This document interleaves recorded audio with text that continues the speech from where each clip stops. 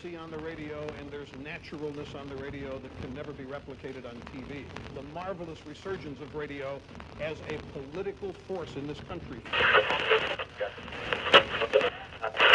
News-related radio programming is evolving. There's a huge hole in our dialogue that can be filled by the synthesis of traditional radio and the freedom that comes from a live podcast. You're about to experience Cowboy State Politics live. Here we go.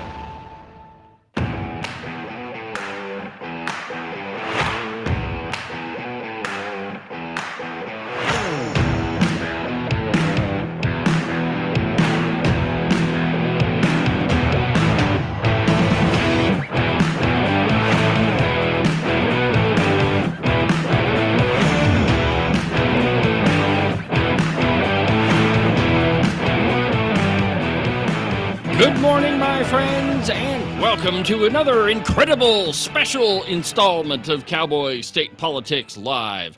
From very high above, all the puerile, bombastic twits in the Wyoming mainstream media, this is Cowboy State Politics on Independence Day. Joining us in the studio is the lovely Christine and the amazing Mrs. Diane Pendergraft. Welcome to the studio, ladies. Good morning. Morning. Well, anyway, it is Independence Day. Oh, yes, and we do have Agent 29. Hello.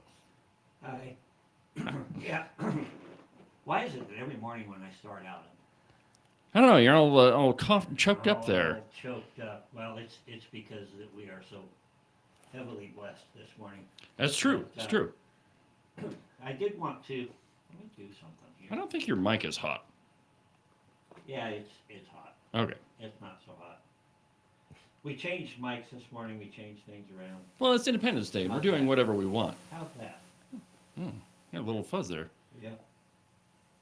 As you can tell, we've decided to do just whatever we want. You know, the rest of the world is taking today off, but we figured, it's Independence Day, and we may as well, just give you something to think about on Independence Day. We've got a couple of different items to talk about. The first draft of the Declaration of Independence. Now, most people don't know that there actually is more than one draft.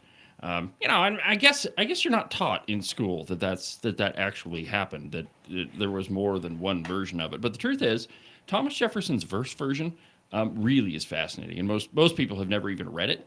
And so we're gonna read part of it and go through it. It should be pretty entertaining, I think. What are you doing with the dials over there? I don't even know. All right. Well, anyway, Ken has got something for us this morning. I don't know, something he cooked up. I'm terrified. Maybe. Sort of. Kind of.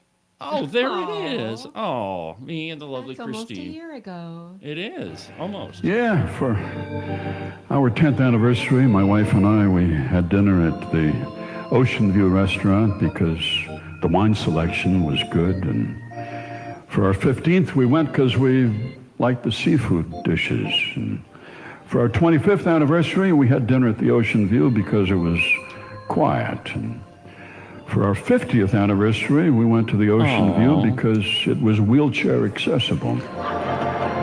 And for our 60th anniversary, we went to the Ocean View because we'd never been there before. Fact, Garrison Keillor. I mean, you can't get much better than that.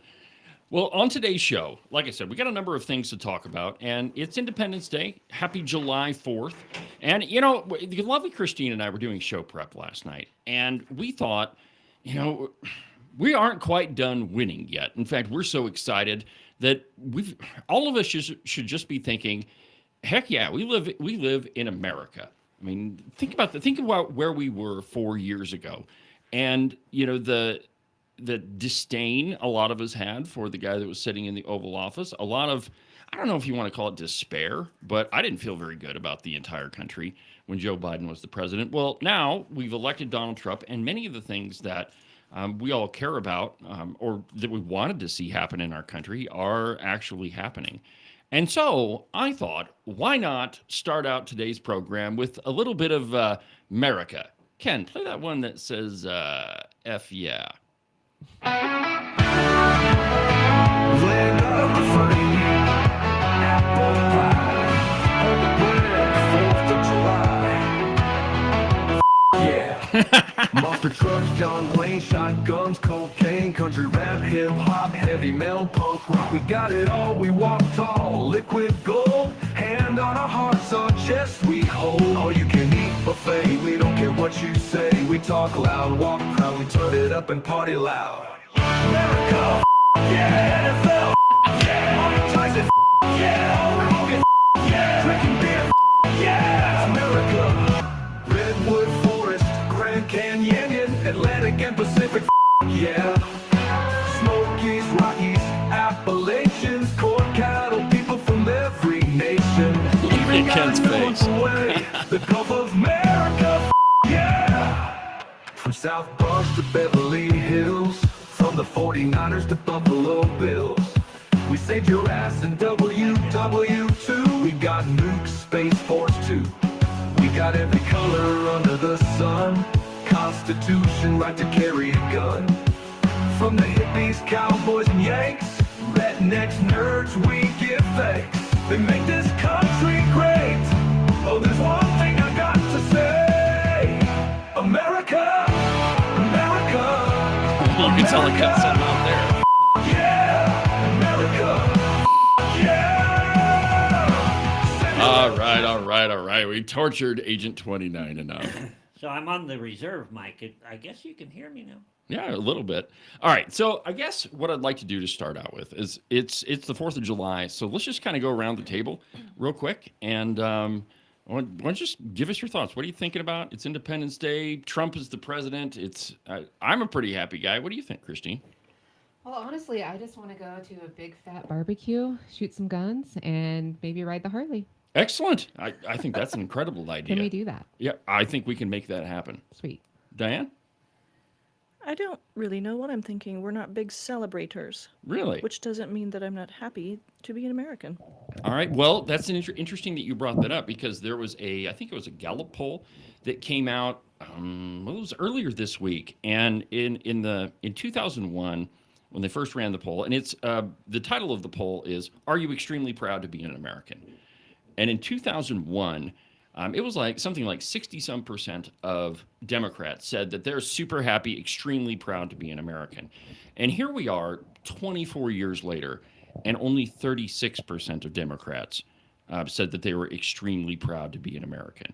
And I'm one of those people that I don't really care which side of the aisle you're on. I mean, we still live in the most incredible country that God ever created. And whether you're a raging liberal like Bill Maher or the guy that just won the Democrat primary in New York, well, actually, I think he probably hates America. But you should still love the country that you're in. Well, it's a little bit stunning that those people don't have an appreciation for the fact that no other country would let them say the things that they do. Oh, that's amazing, too. Yeah, absolutely. Ken? I'm a little preoccupied, to be honest. Are you happy to be an American? I am very, very happy. And I always contrast, and maybe this sounds a little highbrow or aloof or whatever, but get over it. I always contrast Independence Day with, in my own mind, Dependence Day. Okay. Because the more I try to be independent, the more I realize that I can't do it alone and how much I need my savior.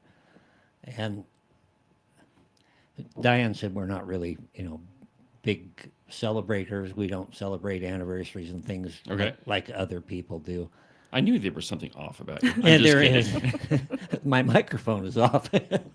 Anyway, it's just one of those things that it becomes very internal. I think about days over in the Saudi sand. I think about days as a kid blowing up gopher holes and but I'm just very, very grateful to not have to be independent. There you go. Well, for me, and of course I'm a historian, so a lot of the ways I look at things are from that point of view. And What I got to thinking about while I was doing show prep last night is there are countries in Europe that are thousands of years old, that their history goes back way, way, way, way, way further than ours. I mean, just think about Italy. Okay, of course the Roman Empire. I mean, it wasn't called Italy when Rome was there, but still, I mean, it's been there for a long time. And here we are, not even 250 years old, and America is the most powerful, the most the freest, the most charitable, the richest country on the face of the earth, and it's only been 250 years. I mean, we are extraordinarily blessed to live in the country that we're in. So what I wanted to do next, I think, is talk about the Declaration of Independence, because today, in 1776, that sucker was signed by 56 people. And I think that, well, first of all, I know that most people have not read the Declaration of Independence. But just a couple of points. Most people think that the most important part of the Declaration is the first one, the first lines of it. But that's not entirely true. If you look at the last lines of the Declaration of Independence, it says, "With firm reliance on the protection of divine providence, we mutually pledge our lives, our fortunes, and our sacred honor." Now, it's easy to say those words, and I don't know that many of us have really reflected on what that meant. So there's a really famous piece by Paul Harvey, and he's just talking about the 56 people that signed the Declaration of Independence and what that meant. Because surely, if you had signed that letter, and I mean, you could be certain that that was a death warrant. That, you know, you signed that document, it's going to King George, and he's putting your name on the top of the list.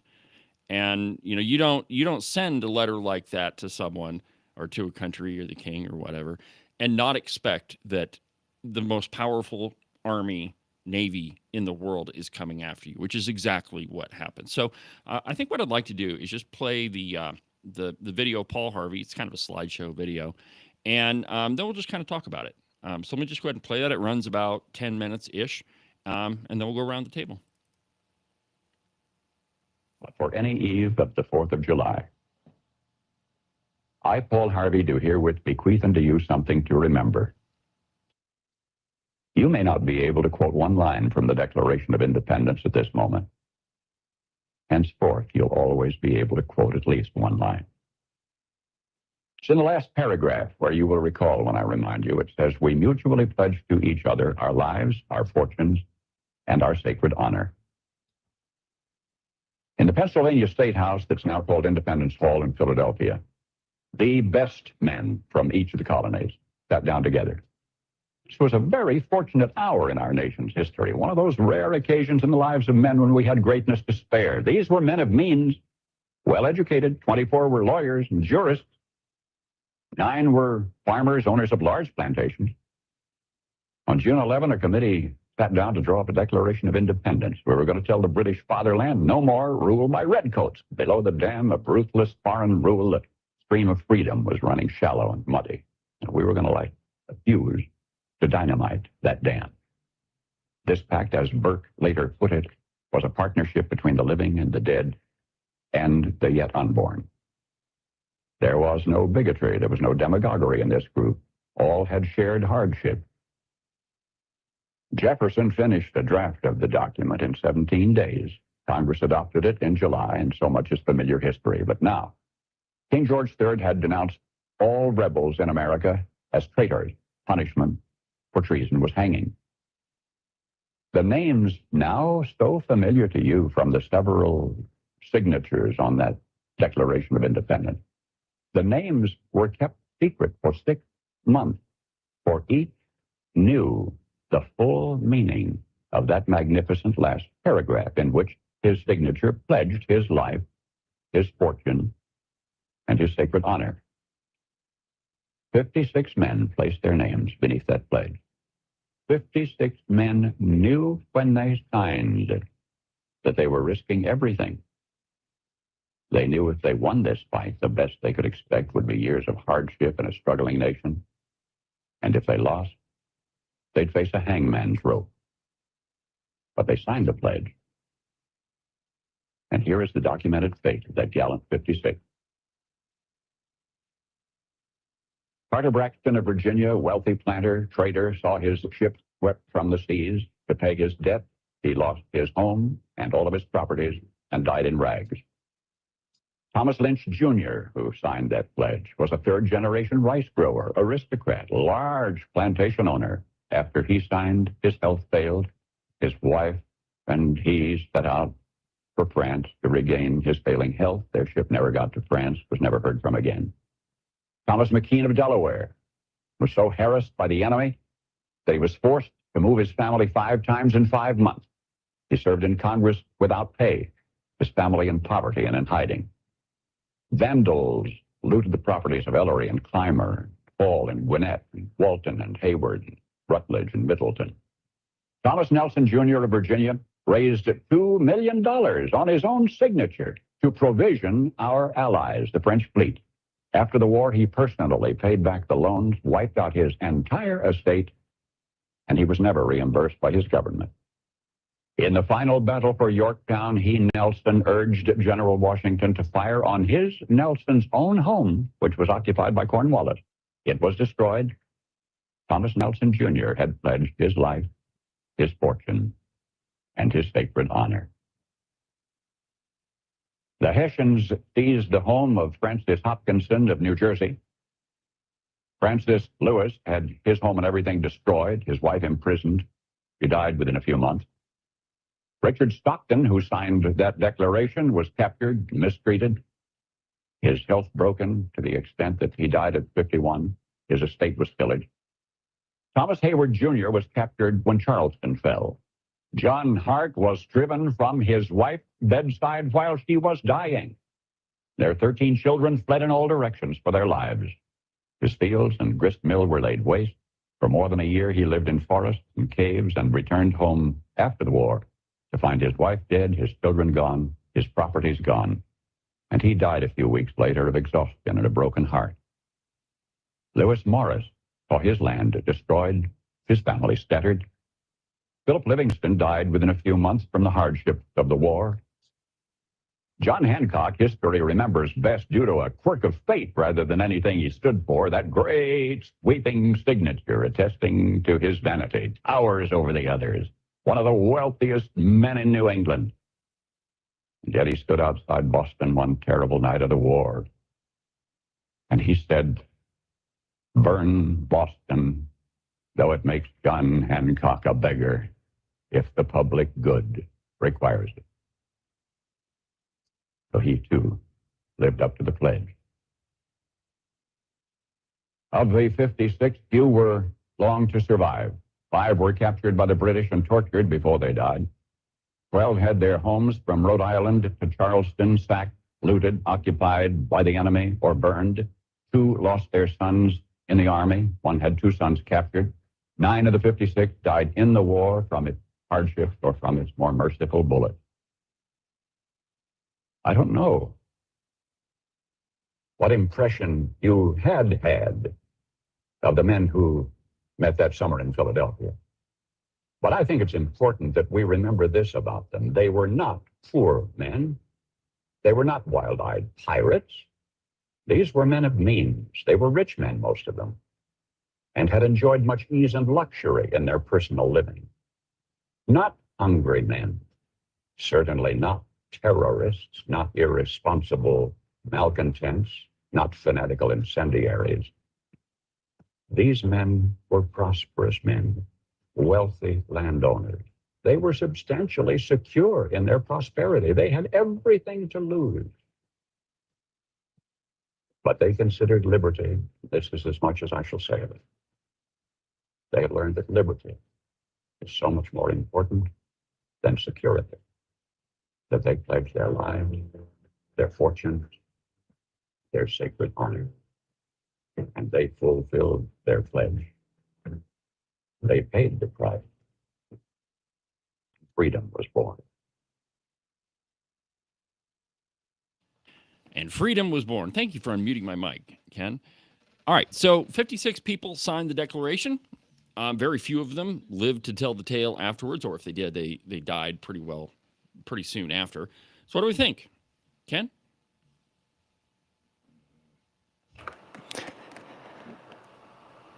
I'm thinking a lot of things, obviously. I was struck by the idea about when I went to war, it was on foreign lands. And it's one thing to fear for yourself and those people that are with you. But I didn't have to worry about my family. I didn't have to worry about things at home. And yeah, I worried about them, but certainly not in the way that those men did. I know that we paid a sacrifice for many years serving and traveling, but it pales in comparison. And the other side that I see is we never seem to have wars in comfortable places. And I remember being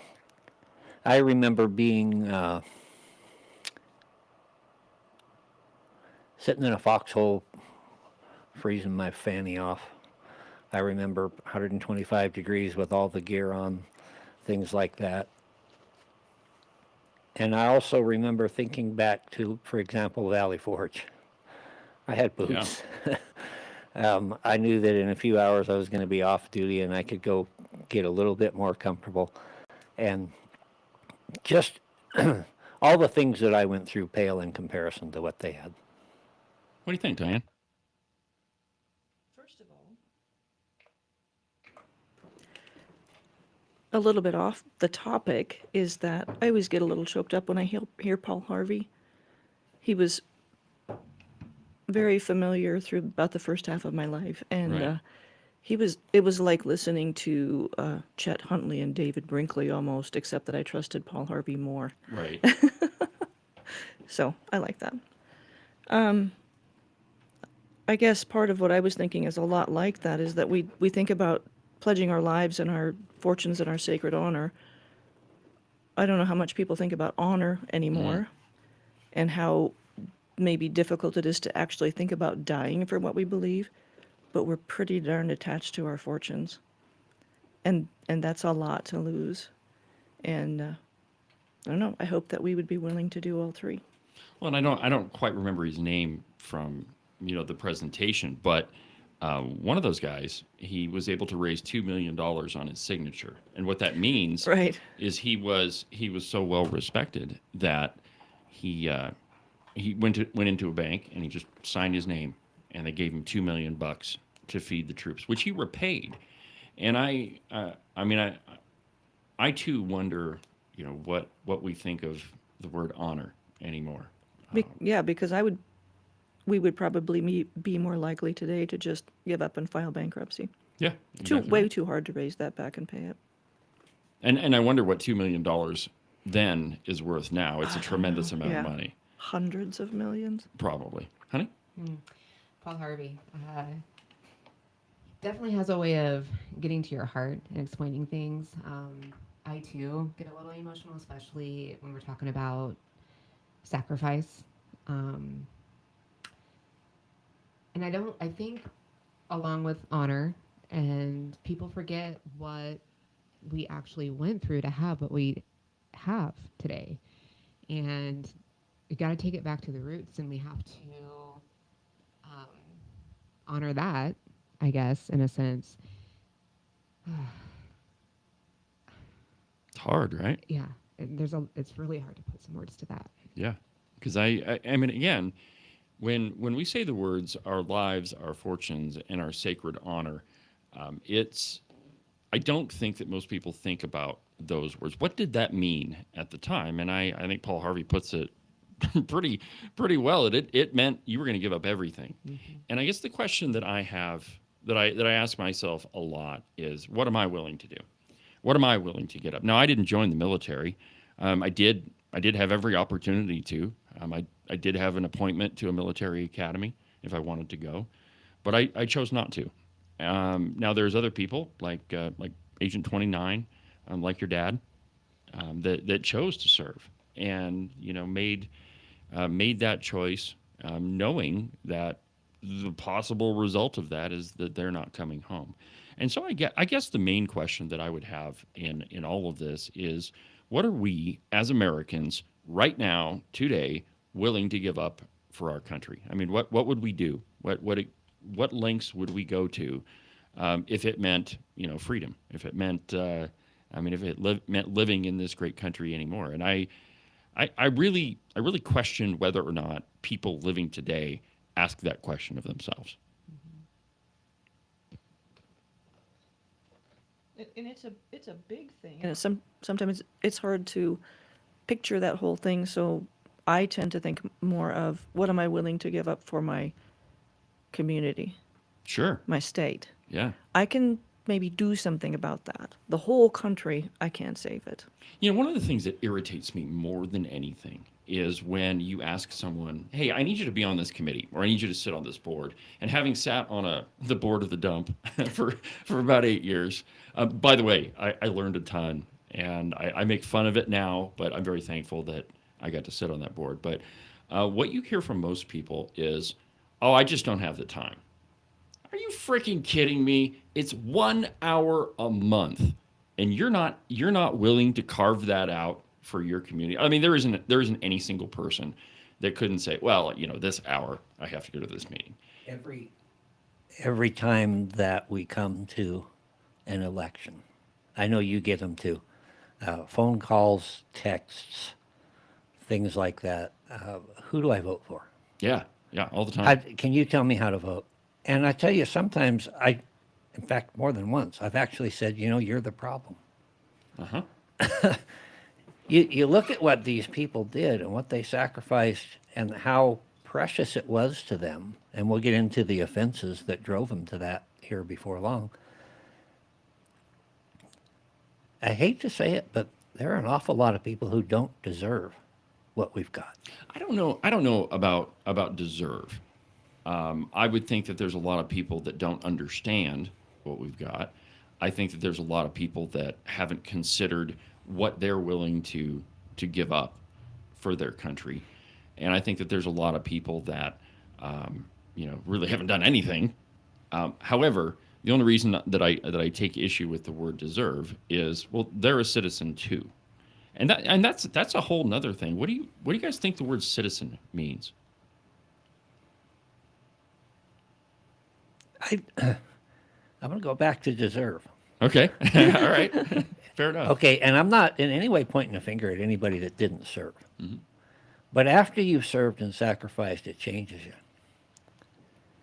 And it may not be right, it may not be morally just, but and it's not that you look down on people, but I have a certain sense of accomplishment Sure. in having served, and in so doing, I feel like I've done my part. And there are a lot of people who are oblivious.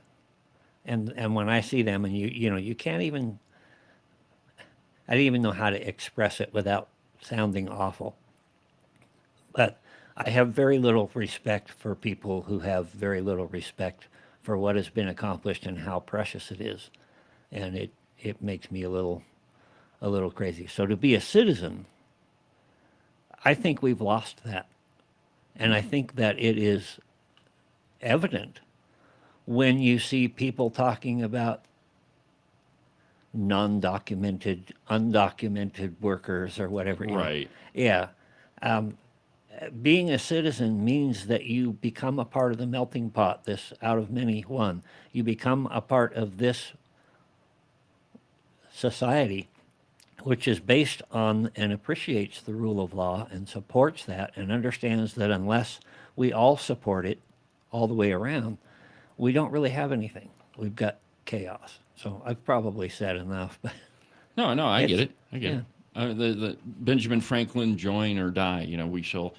We shall all hang together, or assuredly we shall all hang separately. Here's why I asked the question about citizens, because at the time of the Revolution, or before the Revolution, everybody was a subject. You were a vassal.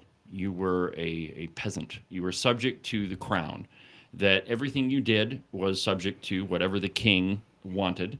Could take your property at will, take your fortune, whatever you'd made, tax you into oblivion.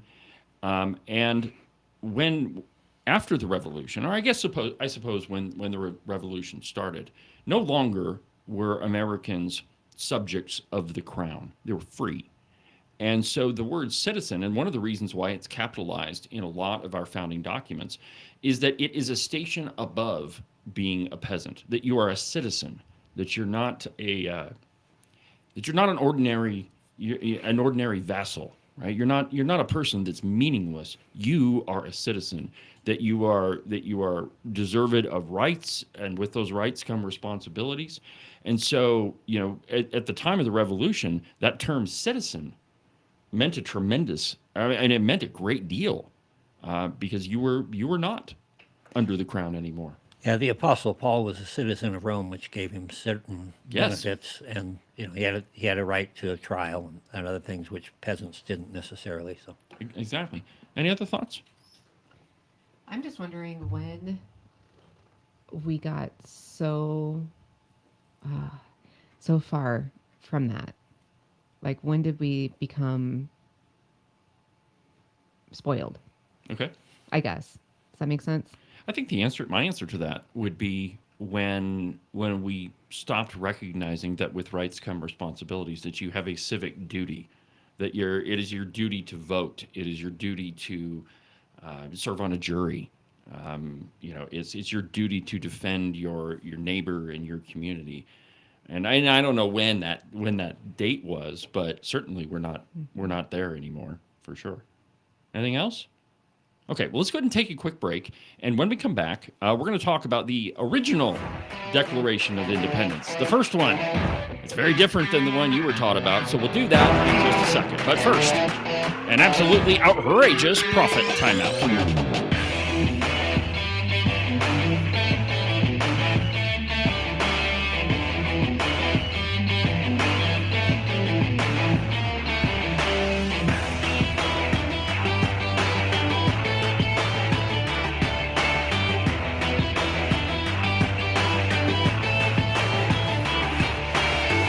Are you tired of all the meaningless political drivel floating around right now? Endless commentary that really doesn't have anything backing it up? Do you long for the days of true investigative journalism coming from an authoritative source who really doesn't care how popular and apparently good-looking a politician is?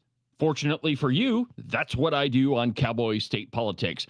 New episodes are published every Monday, Wednesday, and Saturday, and you can get them anywhere that you get your podcasts. iHeartRadio, iTunes, TuneIn, really any of them will work.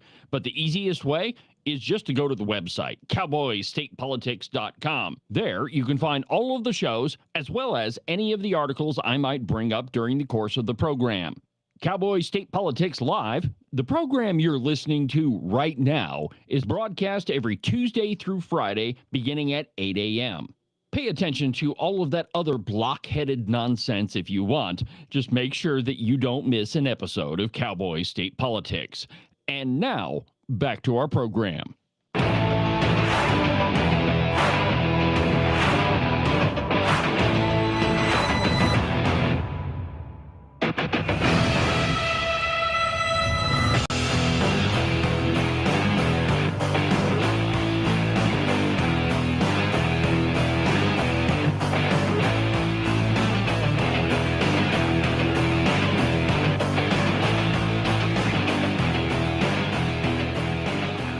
Welcome back to the program, Cowboy State Politics Live, on this Independence Day. And joining us in the studio, we have my lovely wife, the lovely Christine, and Ken's lovely wife, Ms. Diane.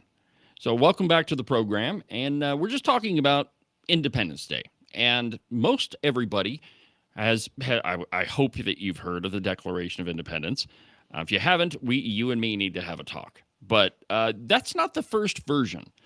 The first version of the Declaration of Independence, it was entitled by Thomas Jefferson, The Rough Draught of the Declaration of Independence. And it is, in many ways, very, very different than the Declaration. And Ken, so what do we got over there? I have the rough draught. You have the rough draught? Yeah. How rough is it? It's pretty smooth, actually. I don't imagine the original was quite this smooth. It is pretty interesting because we're so familiar with the sound and the rhythm and the wonderful document that we have, and this one is a little more rough. It's interesting because obviously this is, he's bringing a draft for everybody to consider. So this is a lot closer look at Jefferson and who he was and Yes. how he thought, how he spoke, and I find it entertaining. For example, Hold on, not to interrupt Okay. you, but Yeah. one thought I had is, a lot of the people that were, that had decided that we needed a Declaration of Independence, they were kind of old. Benjamin Franklin was 70. George Washington, I think he was in his late 30s or early 40s. So Jefferson was not. Jefferson was a pretty young guy when all this happened. So do you suppose they were all the old men were sitting around going, hey, let's give this job to the kid and see what happens. See what he comes up with. Do you suppose that conversation happened? I guess maybe surprised me how many of these people were pretty young. Yeah, And then even 45 was old. sure. We, And 70 we was think like it's old. ancient. Yeah, yeah. He starts out when in the course of he probably did that too. Probably. Yeah. When in the course of human events it becomes necessary for a people to advance from that subordination in which they have hitherto remained, and to assume among the powers of the earth the equal and independent station to which the laws of nature and nature's God entitle them. A decent respect to the opinions of mankind requires that they should declare the causes which impel them to change. Yeah. If brevity is the soul of wit, perhaps it needs a little bit of work, but there are some shades in there that I like. Well, and even in the opening paragraph, you'll notice that they kept some of the phrases, and they changed some others. And I mean, it's that's not the only thing. I mean, there's lots of different things in here that are quite different. Either you gals got any No, they're good. there? I'll pass. This is fun. We hold these truths to be sacred and undeniable. And I was just thinking about how that got changed, the discussion that might have gone on where it gets changed from sacred and undeniable to self-evident. Thoughts?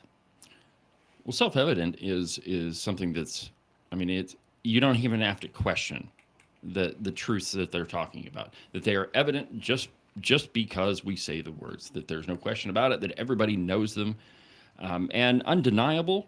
And again, maybe it's the brevity is the soul of wit type of thing.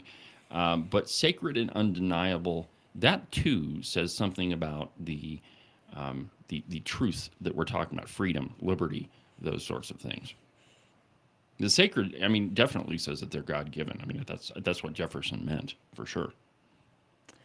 I'm not going to attempt to read the whole thing. It's quite lengthy at several pages. Well, the whole brevity thing again. Yeah. Yeah. He was long-winded, the young guy. But we get into, I'm trying to see exactly where it starts, but he's complaining about the king. These are the reasons. And of course, the first thing that you'd expect to come up was he taxes us without representation. Yeah, well, like we talked about Yeah. yesterday, that was not really that big of a thing. Some historians claim that the amount of taxes that the colonists were actually charged was equal to $1 a year. So really, the taxes they were paying, really not that big. So that dollar, is that today's dollar or their dollar? The way I read it is it would have been equal to like their dollar. So today it would have been, very different. But still, I mean, $1 a year. Yeah. Of course, Not if that you're much. only making $1.40. Yeah. I can remember working for $2.35 an hour. He has refused his assent to laws, the most wholesome and necessary for the public good. What's he saying, David? Well, so one of the things that the colonists had done over and over and over is said, hey, we need this law passed originally. What they would do is basically send a letter to the king and say, hey, we got this problem. We need this law. Well, shortly thereafter, they had their own independent legislature. And even though the legislature would pass something, they would still have to have the king's permission for them to pass a law. So his assent to laws means the king's agreement.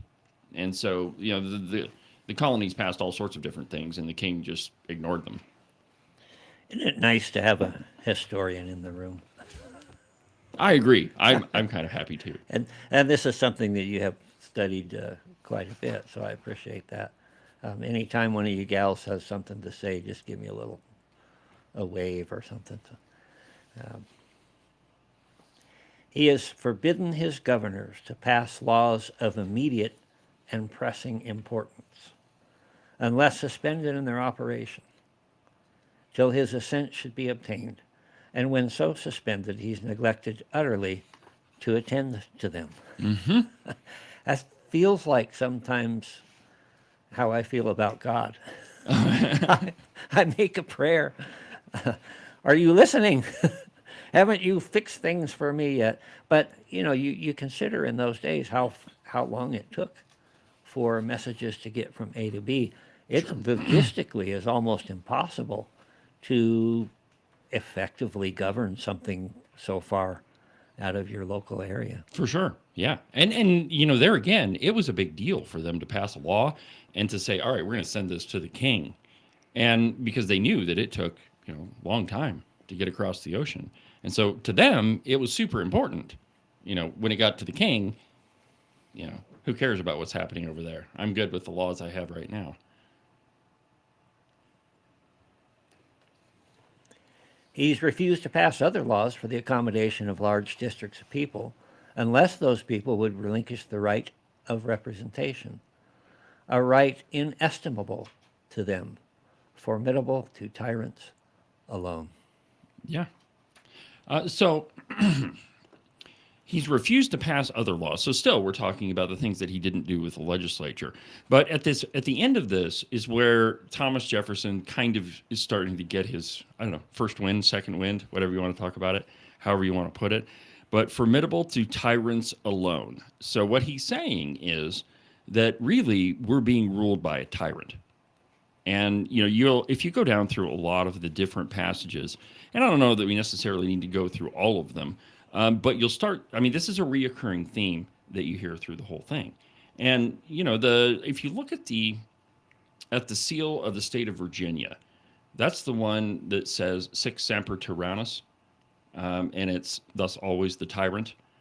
So this was a feeling that was very prescient across the entire, all the 13 colonies, that they really did have a tyrant that was governing everything. And I think now and maybe this is something that we can talk about, we tend to throw words around pretty, as Ken likes to put them all willy-nilly. You're a tyrant. Well, I don't know that you really understand what that word means, and I don't think that you understand it in context. You keep on using that word. Yeah, exactly right. I don't think that you understand that in terms of when the Declaration was signed. Because, you were talking about somebody that controlled your entire life, and they could snuff you out of existence, and there'd be nothing that you could do about it. That's tyranny. What we deal with now, maybe it's like tyranny light. Yeah. I was just reading something this morning that was along the lines of this, and it was talking about how there were a lot of reasons for what had happened and people doing things, and you had things happening in Parliament that the Americans couldn't do anything about. But Jefferson judged that at this time, you couldn't go around, he couldn't write a paper that said, and this lord did this, and this governor did this. It was time to boil it all down and blame it on the king and make it just so that, it all centers on him. And let's start calling him names so that we get the people all on the same page. Oh, and he's just warming up to that. Yeah, which leads us to one of my favorites here. He has made our judges dependent on his will alone for the tenure of their offices and for the amount of their salaries. So we think we got a problem here with the Attorney General working for the governor. Little different there. Well, yeah, because the judges, they weren't really judges. They were just like the king's little minion, right? So you have a problem with somebody, and you take it before the judge, thinking that he'll be fair about it, And the only thing that he decides is, well, this is what the king would do. And that's it. I mean, there's no justice at all. Yeah, and I'm going to lose everything if I actually do what I think is just. I've got to cover my own tail. Yeah. This is a good section right here, and for those of you with paper in front of you, on the middle of the third page. He has waged cruel war against human nature itself. And I think about what the left is doing today. Mm. And a lot of his complaints against the king are also my complaints against popular modern society. He's waged cruel war against human nature itself, violating its most sacred rights of life and liberty in the persons of a distant people who never offended him, captivating and carrying them into slavery in another hemisphere, or to incur miserable death in their transportation there. He said thither. This practical warfare. This piratical warfare. Yeah, maybe you should read that. There's a lot of big words in there. Well, piratical warfare. Yeah. He's calling the king a A pirate, yeah. And this whole, like the lines leading up to it, he's talking about slaves that were transported from Africa to the colonies. These people that never offended him. That's who he's talking about. And you know, this is the main passage, and one of the biggest reasons why I love the first draft of the Declaration, because we're told all the time that, well, the Declaration is a slavery document, the Constitution is a pro-slavery document, that our founders were evil slave owners and they didn't really care about anybody. Well, in the first draft of the Declaration, and we can talk about why that's not in the official draft, but in the first one, the biggest portion of the entire thing is about slavery. And I mean, I think that speaks volumes about who we are as a people, or at the very least, how our country got started.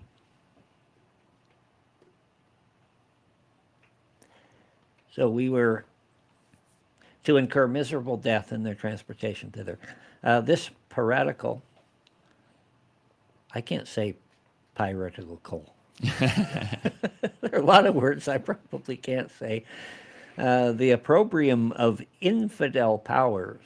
It is warfare of the Christian king of Great Britain. One of the things that strikes me whenever I read from this era, and a lot of these were basically just common people, not specifically well educated. And I've mentioned before Alexander Campbell, and you read, and the vocabulary that they have, they don't just have a large vocabulary, but they understand the roots. They understand how these words evolved, and that's one of the things that I appreciate about Diane, is she has studied the Greek and Latin roots and can understand not only what those words mean, but how to spell them because of it. So let's hold on before you continue. This is a great phrase here. What do you guys think he means when he says, it is the warfare of the Christian king of Great Britain? What does he say in there? Gosh, I don't know. Well, he's, I mean, he is saying that the king is a hypocrite. Right. It's a pretty deep stab. Yeah, it's absolutely a deep stab. It's like, hey, look, you claim to be a Christian, and yet you're capturing people overseas and putting them into slavery. What a piece of crap you are. I mean, but it was definitely and this is when I first told Ken, hey, I want to talk about the first draft of the Declaration. I guess it was yesterday when we were talking about it. I said, this will show you that it's possible to swear at people without using swear words. And it's this section in the Declaration where, Thomas Jefferson has taken some pretty wide swipes. He's also completely aware of that the people they were being taken from their homeland, but also what was happening to them on the way here. It's not like we just suddenly discovered that Middle Passage thing and how horrible it was. Yeah, exactly right. One of my favorite writers is Patrick O'Brien, and he writes stories that took place during the Napoleonic era, so it's just slightly after this. And quite often a comment like this, if you were sitting together in a parlor or something, would end up out in the street at 20 paces. Yeah, you'd be drawing pistols over this one. Yeah. And we read it today and we're kind of, it's highfalutin talk, Why did you get so upset over that? It was really, really easy to cause or to take offense.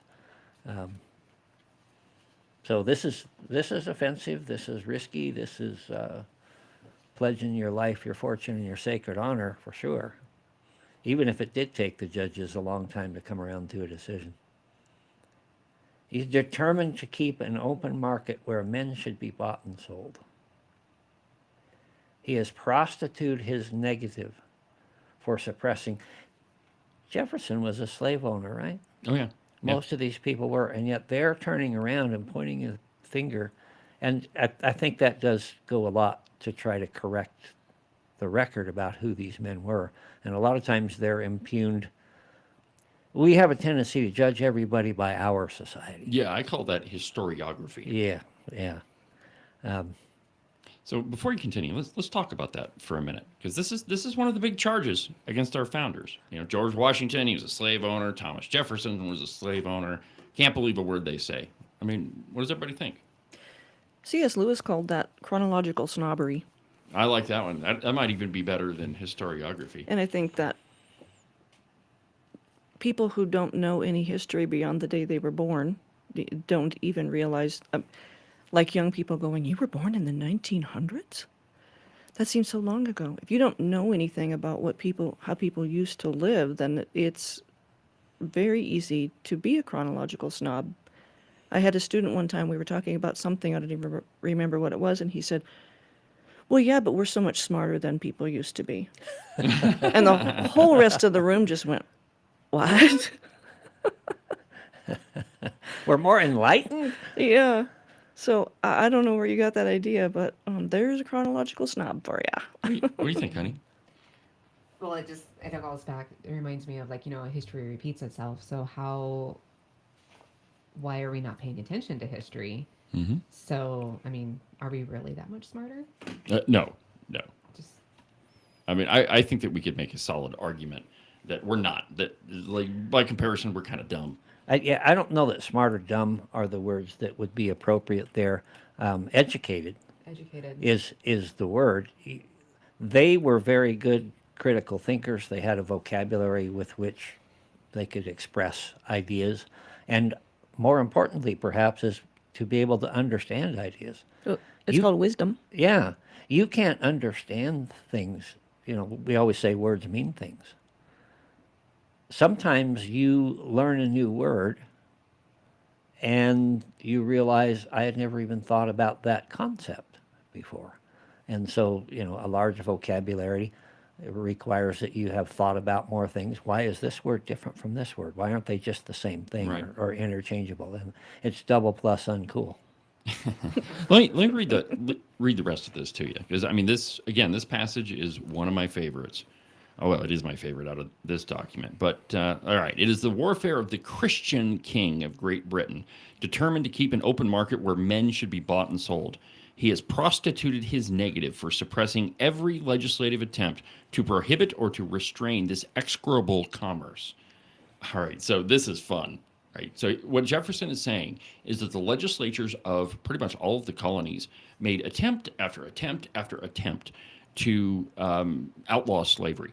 And the truth is, even in Virginia, George Washington himself made several attempts. And every single time they were told no by the king. So did Thomas Jefferson own slaves? Yes. Did George Washington own slaves? Yes. But they too made several attempts to outlaw the practice entirely.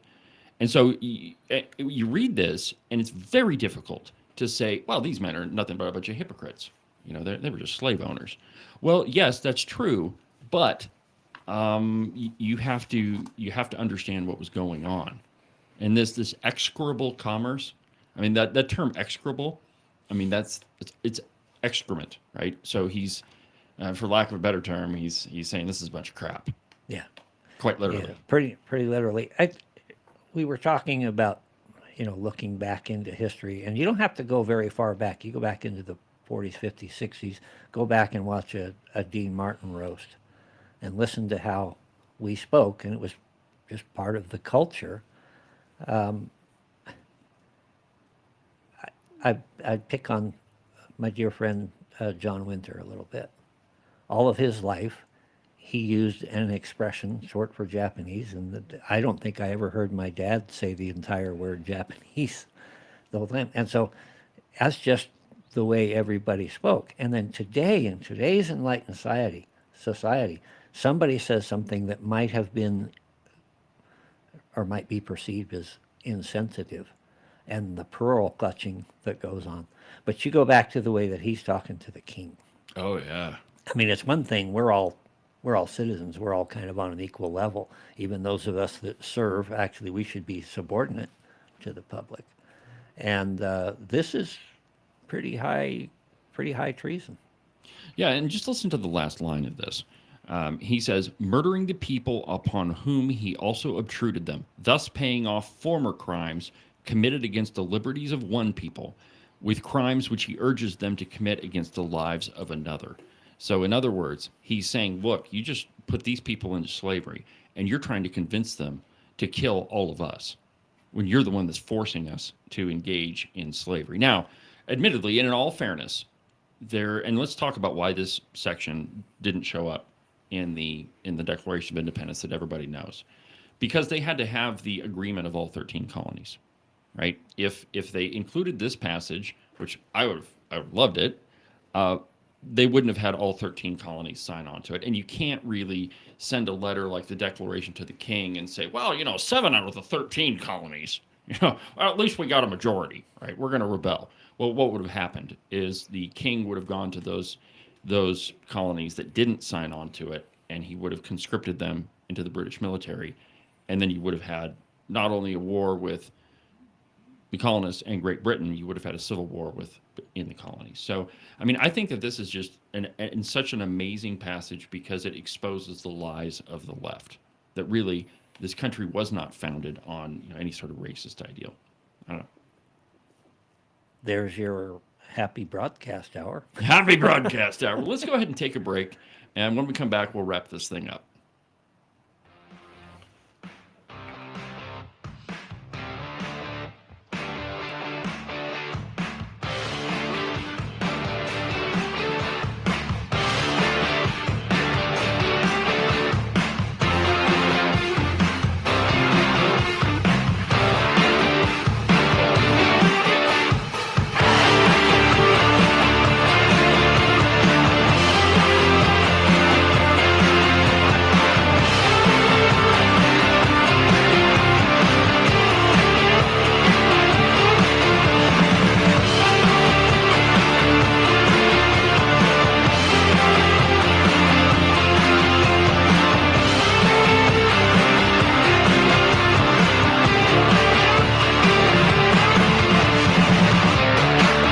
Ever since gold backing was removed from the dollar, the value has dropped significantly over the past few decades. Experts say this is one of the main reasons goods are more expensive and your savings are worth less each year. How would you know how many dollars to save for retirement if the valuation of the dollar changes over time? Would you work all week for that $20 gold piece? Let's look at the valuation of this coin from the 1970s to today. When President Nixon took us off the gold standard in 1971, this coin traded for about $275. Today, it trades for about $14,000. Buying and holding rare coins using only a fraction of your portfolio is our suggested way to save for the future. Call U.S. Coin Capital at 1-800-878-2646 to get your free United States Gold and Silver Buyer's Guide. Make sure that you subscribe and follow the Cowboy State Politics podcast. You can do that from the website, cowboystatepolitics.com, or anywhere that you get your podcasts. That way, you'll make sure that you won't miss a single episode of Cowboy State Politics. Welcome to Lessons in Civility by Morton Buildings. Gentlemen, is your garage completely jam-packed full of all of your unnecessary crap, and your lovely wife has been on your tail, nagging you non-stop to clean it out? It's not because she just wants to incessantly irritate you. Chivalry dictates that you should clear out a space so she can park her car inside and you don't end up sleeping on the couch anymore. To do that, contact Nick and Jesse at Morton Buildings. Their phone number is 307-674-2532. Not only are they the experts in metal building construction, they're also skilled at keeping you out of the doghouse. One more time. Their phone number is 307-674-2532, or you can check them out at their website, mortonbuildings.com. This has been Lessons in Civility from Morton Buildings.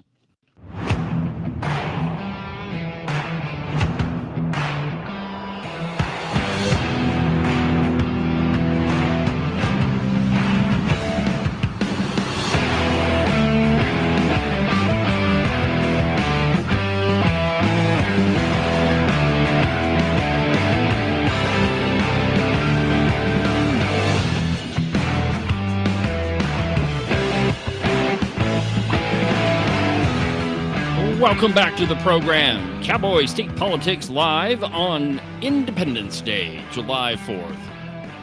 First, I think I'd like to thank my lovely wife, Christine. Thank you for sitting in for the program. You're welcome. And of course, Diane, thank you for putting up with my friend Ken so he can, produce the show. I'm obligated.